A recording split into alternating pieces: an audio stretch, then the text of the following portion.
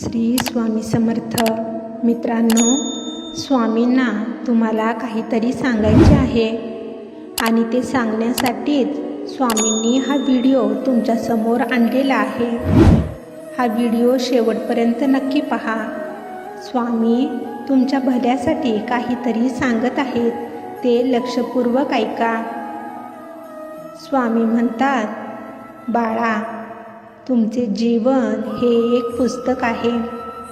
त्या पुस्तकात खूप सारे धडे आहेत. आता सध्याला त्यातील एक धडा खराब चाललेला आहे. म्हणून याचा अर्थ हा होत नाही की पुढील सर्व धडे हे खराबच असतील. तुम्हीच तुमच्या पुस्तकाचे लेखक आहात. त्यामुळे तुमच्याच हातात आहे की तुमच्या जीवनाच्या पुस्तकातील धडे हे सुरुवातीचे आनंदाचे लिहायचे की दुःखाचे किंवा कष्टाचे लिहायचे ते. बाळा, खवळलेल्या पाण्यात जसे आपले प्रतिबिंब दिसत नाही ना, पाणी शांत झाल्यावरच आपले प्रतिबिंब त्या पाण्यात स्पष्ट दिसत असते. अगदी त्याचप्रमाणे मनातील विचारांच्या वादळाला शांत होऊ दे. त्याला थोडा वेळ दे. नंतर बघ, तुझ्या सर्व प्रश्नांवर तुला नक्कीच उत्तर मिळेल. बाळा, गरुडासारखे एकटे उडायला शिक. गर्दीत जर राहशील तर आधार तर तुला मिळेल, पण स्वतःच्या क्षमता, स्वतःची ताकद तू विसरून जाशील. दुसऱ्यांना दाखवण्यासाठी स्वतःला बदलू नकोस, तर तुझ्या ध्येयाला मिळवण्यासाठी तू स्वतःला बदल. बाळा, विश्वास ही ती शक्ती आहे जिने उद्ध्वस्त झालेल्या दुनियेतही प्रकाश तुम्ही आणू शकता. स्वतःचा अहंकार थोडा बाजूला ठेवून थोडीशी का होईना दुसऱ्यांना मदत करून बघ. तेव्हा तुला जाणवेल की त्या व्यक्तीपेक्षा तुला जास्त आनंद झालेला आहे. बाळा, स्वतःला खूप भाग्यवान समज, कारण या जगात मी कोणतीही वस्तू अशीच उगाच नाही बनवली. त्यामुळे तुझ्यातील कौशल्य तू शोध, तुझ्यातील चांगल्या गोष्टी तू शोध आणि त्यावर काम कर.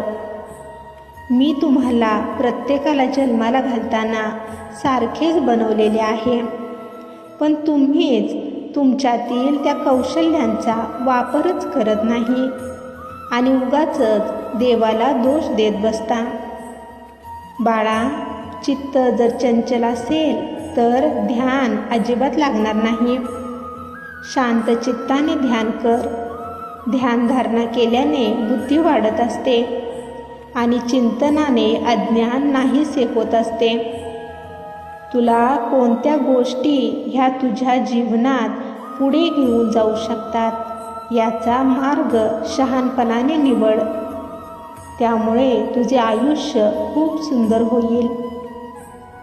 बाळा, जेव्हा नेहमी तुम्ही दुःखीच राहत असता तेव्हा ब्रह्मांडाला वाटते की तुम्हाला दुःखी राहणे खूप आवडते, म्हणून ते तुमच्या अवतीभोवतीचे वातावरण देखील दुःखीच बनवत असते. आणि जेव्हा तुम्ही नेहमी आनंदी असता तेव्हा या ब्रह्मांडाला वाटते तुम्हाला आनंदी राहणे खूप आवडते, म्हणून ते तुमच्या भोवतालचे वातावरणही आनंदीच बनवत असते. ब्रह्मांड तुम्हाला तेच देतो जसे तुम्ही बोलता, वागता. म्हणून बाळा, नेहमी आनंदी राहण्याचाच प्रयत्न कर. त्यामुळे तुझ्या जीवनात सर्व चांगले आणि आनंदमय होईल. माणूस जन्माला येताना त्याच्या वाट्याला येणारे सुख आणि दुःख बरोबरच घेऊन येत असतो, कारण ते सर्व त्याच्या कर्माचे भोग असतात. कर्म जर चांगले असेल तर तुमच्या जीवनात सर्व चांगलेच घडते आणि वाईट कर्म असेल तर वाईट घडत असते. बाळा, जेव्हा तुझी वेळ खराब असते तेव्हा तुझ्या अडचणी ह्या कोणाला सांगू नकोस, कारण लोक तुझ्या समोर तुझी सांत्वना करतात आणि तुझ्या मागे तुझ्या बोलण्यावर तुझ्यावर हसत असतात. म्हणून वेळ खराब असल्यावर शांत राहून फक्त प्रयत्न कर. आणि जेव्हा तू यशस्वी होतेस ना, तेव्हा तुझे ते मागचे तेच शब्द हे प्रेरणादायी शब्द म्हणून लोक त्यांच्या आचरणात आणू लागतात. बाळा, तुला जर यशस्वी व्हायचे असेल तर तुझ्याकडून होणाऱ्या चुका ह्या पुन्हा पुन्हा होणार नाहीत याचा पूर्ण प्रयत्न कर. कारण मन हे खूप चंचल असते. त्याला केवळ सांगून जमत नाही, तर काही वेळेस स्वतःला शिक्षा देखील करावी लागते.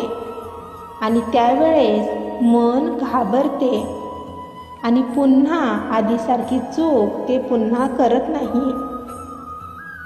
बाळा, कोणतीही समस्येपासून तू पळू नकोस.